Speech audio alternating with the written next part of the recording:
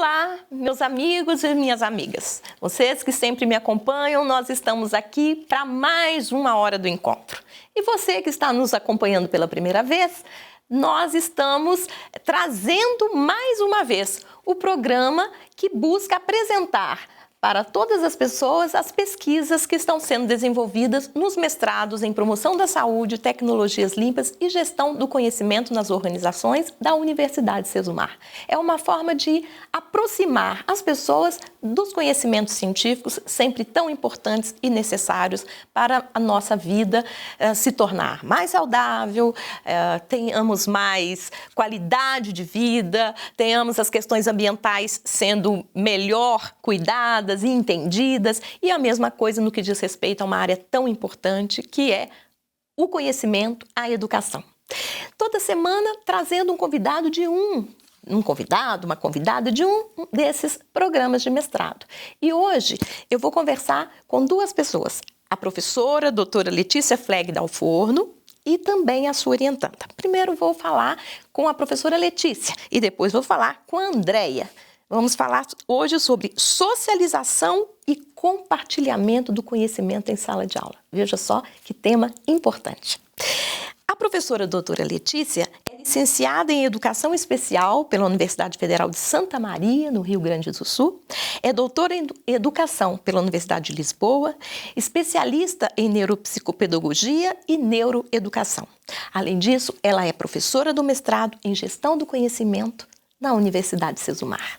Também dá aula na graduação e é pesquisadora do Instituto Sesumar, o ICET, né, que tanto tem apoiado as pesquisas aqui dos pesquisadores de todos os programas, também os alunos, ofertando bolsas e incentivando a pesquisa.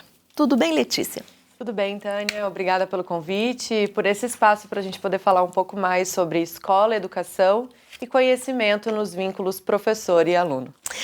É um momento que se debateu muito e continua se debatendo muito a educação por conta da pandemia. Com certeza. E de tudo que ela trouxe no sentido de nos deixar sem chão, porque nós não sabíamos para onde estávamos indo e nem como poderíamos fazer. Então, eu acho que nesse momento, mais do que nunca, é importante a gente discutir essas questões. Bem, eu queria, inclusive, ressaltar que havia uma onda bastante grande valorizando, né, as aulas feitas em casas, o ensino domiciliar, e aí isso foi uma coisa que eu acho que a pandemia arrefeceu um pouco, porque acho que pais, mães responsáveis perceberam a nossa importância. Só para deixar o registro. Com certeza, Tânia. Eu acho que um cenário que se fez junto ao processo, né, da pandemia, do exercício de emergência das aulas remotas, né, de precisar ter a casa, a cozinha, a sala, a estrutura familiar invadida pelos recursos pedagógicos, né? Serviu para a gente entender um pouco mais o papel, a função do professor dentro da formação, né, de conhecimento, de conteúdos que os alunos precisam ter acesso. E também a valorização desse profissional que socialmente muitas vezes não é entendido como alguém que é gestor de conhecimento. Muitas vezes nós nos deparamos com uma percepção, né, de que o cenário se faz através de um processo ritualístico, né? O professor chega, ele dá conta, ele contabiliza o momento, ele tem um saber subjetivo, ele compreende como desenvolver a sua disciplina ali, naquele momento, no fluir da aula. E, na verdade, o processo de pandemia, ele serviu para evidenciar que esse profissional, ele tem um planejamento, ele tem um recurso didático, ele tem uma necessidade de estudo e de adequação em conformidade com o perfil, por exemplo, da turma e dos seus aprendizes. Então, quando a gente começou a sentir esse movimento, vamos ao homeschooling, poderemos tirar nossos filhos da escola, colocá-los para estudar em casa, eu poderei ser a responsável por mediar, por aplicar as atividades, a pandemia serviu para nos mostrar que Não é tão simples assim. Processos básicos que são levados ao contexto de formação contínua de um sujeito, como, por exemplo, anos iniciais e processo de alfabetização. Letícia, por que, então, é tão importante? Você falou coisas muito sérias, muito lindas, inclusive, que merecem reflexão. Eu queria que você falasse por que é importante a gente discutir a socialização do conhecimento. Se torna importante, Tânia, a partir do momento que a gente reconhece que socialização do conhecimento é um conceito que a gente tem trazido da gestão do conhecimento para o processo escolar, mas ele já acontece dentro de um recurso sala de aula, né?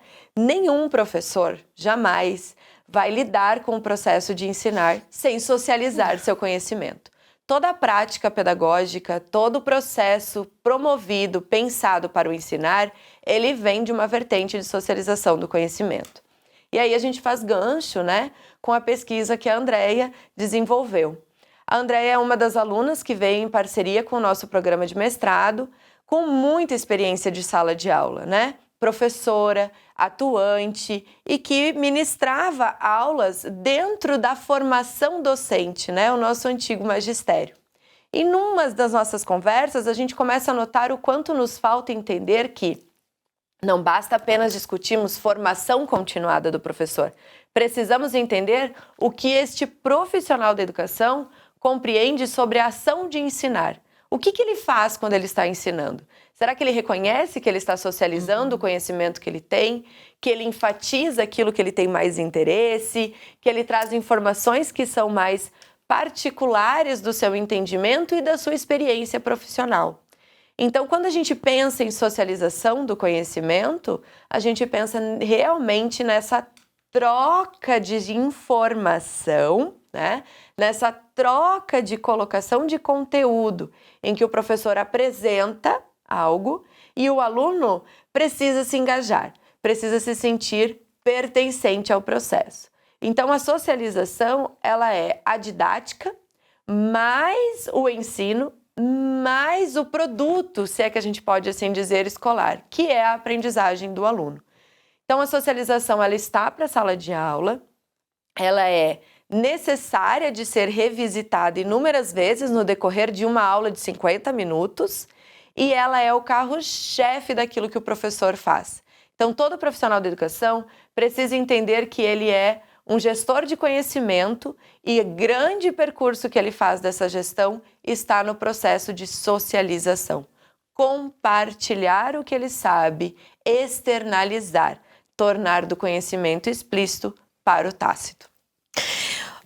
A gente ouve muitas críticas à educação brasileira. De fato, a gente tem alguns índices bem comprometedores, né? A gente tem professores lutando muito, bastante engajados, assim como a gente tem aqueles que não são, né? A gente tem aí políticas educacionais e também, principalmente, um olhar governamental sobre a educação que eu acho que merece críticas, ressalvas e críticas. Eu acho que a educação não é colocado como uma prioridade efetiva, né? E isso não quer dizer, isso não é só a questão do dinheiro, assim, porque as pessoas falam assim, porque vem o dinheiro e tal, e tem, principalmente quem é fora da área da educação, mas não é só isto, é uma valorização ampla, né, de todos os envolvidos nesse processo. E assim, a questão que a gente, eu pelo menos, eu penso, assim, é que a gente está sempre tentando ver o que a gente, quanto professor, pode fazer para melhorar isto. Em contrapartida, a gente tem visto, eu não sei se eu estou enganada, mas uma cobrança menor dos alunos, os alunos menos comprometidos, e aí eu vejo que não faz sentido, porque assim, vai de um lado só essa busca. Se os alunos não se comprometerem efetivamente com esse processo de aprendizagem, a gente acaba meio que morrendo na praia, vamos usar assim, uma expressão popular. Dentro da gestão do conhecimento, a gente fala muito que nós estamos num período de sociedade do conhecimento, né? Nós chegamos à sociedade do conhecimento. Mas quando a gente faz um processo de pesquisa, como nós desenvolvemos, o que a gente nota? Que a escola ainda está na sociedade da informação, né? A escola ainda não chegou na sociedade do conhecimento. A escola ainda não consegue promover, né, vinculações que vão permitir que o aluno tenha total autonomia sobre o seu processo de aprendizagem. E quando eu falo a escola, eu não estou culpando a instituição escolar, né? Nem dizendo que a culpa é do professor. Eu volto para a fala da comunidade, né? Da sociedade. Nós estamos em um movimento em que acreditamos que informação é conhecimento. E validamos a informação como conhecimento. Tanto é que nós temos aí uma repercussão muito grande de fake news, de informações que chegam a ser até disfuncionais dentro de uma lógica científica, né? E que são perpetuadas. E os nossos alunos, desde o seu processo de alfabetização, eles vão se acomodando em um cenário de que o meu professor tem o conhecimento e eu dependo dele para adquirir o meu. E nós não estamos mais vendendo uma informação de que a escola, ela não vai dar conta desse sujeito, né? Porque nós iniciamos a escola com essa compreensão no século XIX, principalmente, né? Nós vendemos a escola como o lugar em que era certo. Seu filho vem aqui, tudo vai ficar bem. Seu filho vai aprender a se comportar, ter conhecimento e vai ter trabalho. E hoje nós estamos em uma compreensão de que a escola não vai garantir o trabalho e muito menos garantir que o seu filho seja socialmente adequado, porque nós já temos multicenários e multi-informações, né? Clínicas, psicológicas e educacionais para compreender que a aprendizagem é algo individual. E aí nós chegamos na problematização do que a pesquisa da Andrea nos trouxe. Se a aprendizagem é individual e o professor socializa para 30, 40 indivíduos ao mesmo tempo, que caminho é esse, né? E que dualidade é essa que a gente vai permitir que esse professor consiga dar conta de 30 alunos aprendendo versus um entendimento de que ele precisa fazer esse aluno sair de uma conformidade de informação e chegar num processo de aquisição de conhecimento. Então, casando aqui, né? Como a gente começou essa entrevista falando sobre pandemia, muitos pais tiveram muito trabalho para lidar com a aprendizagem de um único sujeito. Ponderem agora com esse profissional da educação, precisando lidar com 30, 40 sujeitos, né? E o processo de aprendizagem de todos eles. Então, nós estamos num entendimento de que a aquisição de conhecimento é algo individual, mas problematizamos e desejamos uma escola que não pense só no individual, que ela dê conta do todo, numa homogeneidade de compartilhar e socializar conhecimento. Então, esse profissional da educação, ele não está dando conta mesmo. E a família só cobra dele, não consegue entender a sua função também de sentar com um aprendiz e dizer, vamos colocar em percentagem, né? Se é que a gente pode dizer isso. 50% depende do seu professor, 50% está dependendo de você como aprendiz, né? Claro que não funciona nessa divisão tão bonita, né? Mas a gente precisa entender também. Então, vai lá, 50% está com o professor, 40% está com o aluno, 10% está com os tutores desse aluno. Mas a gente não consegue visualizar isso. Então, a gente sempre faz um movimento de agora é hora de você sentar e fazer sua tarefa de casa, agora é hora de você estudar. Mas o que é estudar, né? Como que eu estudo? O professor não tem tempo dentro da organização dele curricular de parar e falar para o seu aluno, agora eu vou te explicar como que você estuda, né? Porque ele tem uma cobrança que já vai exigir dele uma outra postura. Então, no meio disso tudo, o que a gente entende com a pesquisa da Andrea? Que a socialização, ela está em movimento de exigir do professor ser multitarefa e ainda promotor de autonomia do aprendiz. E eu vou agora, então, agradecer profundamente a professora Letícia, dizer que esse debate precisa sair cada vez mais dos muros aqui da universidade, ganhar aí a sociedade precisa se comprometer com a educação, não é papel só dos professores, né? Precisamos trazer os alunos à responsabilidade também, isso é algo que eu acho muito importante, e eu vou agradecer e dizer que estamos sempre abertos para essas discussões, cada vez que você quiser trazer orientandos, orientandas, ou mesmo vir bater um papo comigo. Obrigada, Tânia, pelo espaço. E é isso, pessoal. Educação não se faz só na escola. Mesmo que a gente esteja voltado para um processo de discutir a alfabetização se faz de casa para a escola, da escola para casa, da igreja para a escola, do mercado para a escola e assim sucessivamente. É uma questão de comunidade. Bem, estamos aqui com um tema de socialização e compartilhamento do conhecimento em sala de aula, para a gente ouvir um pouquinho da Andréia Cássia Gonçalves Costa, que é egressa do Programa de Gestão do Conhecimento, mestrado em Gestão do Conhecimento da Universidade Sesumar, orientanda da professora Letícia Fleg Dalforno, e ela é uma pessoa com muito conhecimento já na área, porque atuando já há bastante tempo, né? Ela é licenciada em Pedagogia pela Faculdade Estadual de Educação, Ciências e Letras de Paranavaí, é mestre em Gestão do Conhecimento, como eu acabei de dizer, psicopedagoga. Andréia, há quanto tempo você está atuando nessa área? Olá, tudo bem, Tânia? Eu estou há 24 anos nessa área, aprendendo. Ainda. É uma área que desperta muito interesse, muito entusiasmo e faz sentido e dá sentido à nossa vida de pesquisadores, de educadores. André, nós ouvimos a professora Letícia falar com tanta paixão e eu tenho certeza que você caminha, né, dentro desse mesmo sentimento, né? Dá uma certa dorzinha no coração perceber que não são todos os educadores, todos os professores que se comprometem tanto e muitas vezes nem vamos criticá-los. É em função de tentativas e tentativas que depois desanima porque por uma série de razões percebe que não estão alcançando aquilo que desejavam. E aí nós não vamos fazer crítica a ninguém, mas sabemos que alguns professores desanimam, deixam de lado.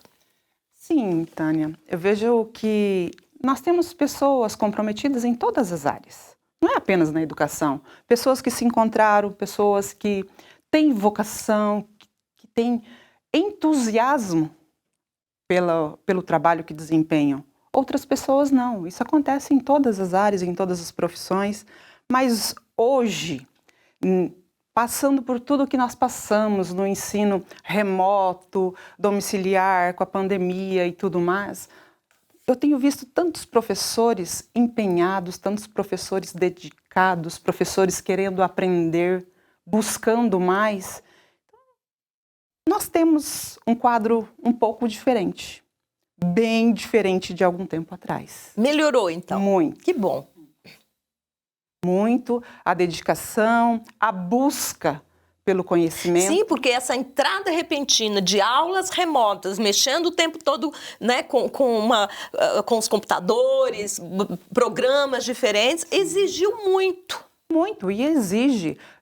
Vejo professores buscando conhecer, aprender novas tecnologias, buscando ferramentas de como melhorar a socialização em sala de aula, de como tornar o momento de aprendizagem verdadeiramente eficaz para o aluno. Que o aluno possa construir o seu processo, construir o seu conhecimento, dada toda a socialização realizada pelo professor. Que bom, isso é animador, né? Porque a gente, até por ser também uma professora, a gente fica dividida, né? A gente sabe da luta de muitos e também de muito descomprometimento de outros. Como você mesmo disse, isso ocorre em todas as áreas, mas a gente precisa, né, pensar que a educação é pilar de muita coisa, né? Ah, sim. A educação, ela tem um poder gigante. Né? amplo, né? E o educador, ele é aquele que pode tanto fazer com que o seu aluno queira ser mais, ser melhor, ame-se, ou também aquela pessoa que pode fazer o inverso, né? Nosso papel como educadores na sociedade é imprescindível. Então, nós temos que defender a nossa bandeira, defender a sala de aula. Fala para mim de uma questão bem pessoal. Como é que foi para você o mestrado em gestão do conhecimento, né, para a sua atuação profissional direta? Quer dizer, empiricamente, como é que foi que ocorreu esse link? Bem, o mestrado na minha vida, ele veio como aquele divisor de águas. Trouxe para mim conhecimento em áreas que antes eu não imaginava. Sempre trabalhei com a gestão, mas não imaginava que eu era tão apaixonada pela gestão, né, do espaço. Quando a gente traz a gestão do conhecimento, nós entendemos que a gestão do conhecimento é imprescindível no espaço escolar, na sala de aula, em todo o trabalho. Hoje nós buscamos trazer a gestão do conhecimento não só para a sala, mas também para toda a instituição.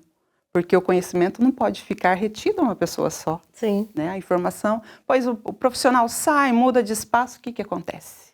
A mesma coisa também em sala de aula. Então, o mestrado para mim foi um divisor. Trouxe muito conhecimento, muita energia, vontade de pesquisar mais, de conhecer mais e levar os meus alunos a pesquisar. Os meus alunos a serem pessoas voltadas para o conhecimento.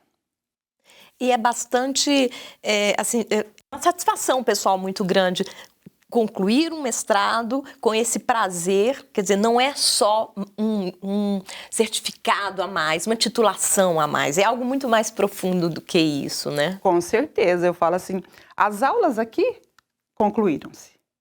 O período em que eu tinha que cumprir uma carga horária aqui, encerrou. Mas a pesquisa, mas a busca, a gestão do conhecimento, o compartilhamento apenas iniciou. Isso é muito importante, porque às vezes porque no Brasil a gente tem percebido uma desvalorização muito grande da ciência, do conhecimento, como a professora Letícia falou, as pessoas confundindo informação com conhecimento, né? A opinião tem valido mais, né, do que qualquer outra coisa. A minha opinião é a minha opinião. As pessoas dizem isso, né? É a minha opinião, e a minha opinião passa as pessoas pensam que a opinião delas deve nortear o conhecimento. Então é importante quando a gente encontra pessoas como você, da área da educação, com esse comprometimento, com esse desejo e essa consciência de que a pesquisa, ela é para sempre.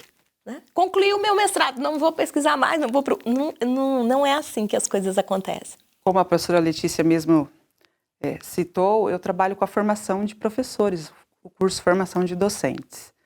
E lá, nós buscamos sempre colocar isso para os nossos alunos, que a formação deles, o conhecimento, o estudo, vai se dar em toda a sua vida. Não tem essa de que, eu concluí a graduação, eu concluí uma especialização, um mestrado, um doutorado. Não. Ele tem que lutar, buscar, estudar, buscar conhecimento. Porque valorizar a ciência, a pesquisa, é missão do professor. Sim. A gente realmente fica... eu, por exemplo, às vezes eu sou bem cética com algumas coisas, notadamente porque eu sou da área de história, e o que a gente tem visto nos últimos tempos é que, eu fiz mestrado, doutorado em história, e o que a gente mais encontra é pessoas que sabem muito mais histórias do que a gente que estudou. Quer dizer, as pessoas nunca nem leram um livro de história, mas elas vão para a internet, para o Facebook, e falam sobre história assim, com muita propriedade, entre aspas. E aí isso me dá realmente um grande desânimo. Mas quando converso com pessoas como você, como a Letícia, que tem essa confiança na potência da educação, eu fico meio que revitalizada, porque é uma coisa que eu não gostaria de perder em mim, que é também essa confiança na educação, desde que feita com qualidade para a construção de um mundo melhor, né? Ah, sim, professora. A educação, ela é aquilo que eu busco e eu faço educação. Então, o aluno ele é importante, ele tem um papel primordial na educação, assim como o professor. A educação, a sala de aula, o conhecimento, ele não é construído por uma pessoa só. Então, nós, como profissionais da educação, nós temos que valorizar o nosso papel, valorizar o nosso trabalho e incentivar o nosso aluno. Porém, nós sabemos o quê? Que precisamos dos tutores, precisamos muito do trabalho dos pais. Sabemos que muito foi deixado de lado, que existe aí um terceirizar a função, né? Mas nós, como pessoas que estamos voltados para a educação, que trabalhamos, que vivemos isso, queremos que cada vez mais as pessoas se dediquem, busquem e acreditem na educação. Bem, nós conversamos hoje aqui na Hora do Encontro com duas educadoras. Eu acho que a gente deve usar essa palavra com bastante propriedade, né? Educador, duas educadoras, a professora doutora Letícia e a professora mestre Andréia Cássia Gonçalves Costa, que falaram pra gente sobre o compartilhamento do conhecimento, sobre a importância da educação, a importância de todos os profissionais envolvidos nesse processo de saber. Vocês que estiveram aqui conosco hoje, né? Na próxima semana, nesse mesmo horário, eu estarei de volta com a Hora do Encontro, o programa dos mestrados em promoção da saúde, tecnologias limpas e gestão do conhecimento da Universidade Sesumar. Andréia, muito obrigado pela sua participação. Faço votos que as pessoas, ouvindo você, os professores que você forma, possam colher um pouco desse seu amor pela educação e vibrarem também como você vibra quando fala do seu ofício. Eu que agradeço e que fique o recado, né? Nós somos educação e nós fazemos a educação. Tchau, tchau.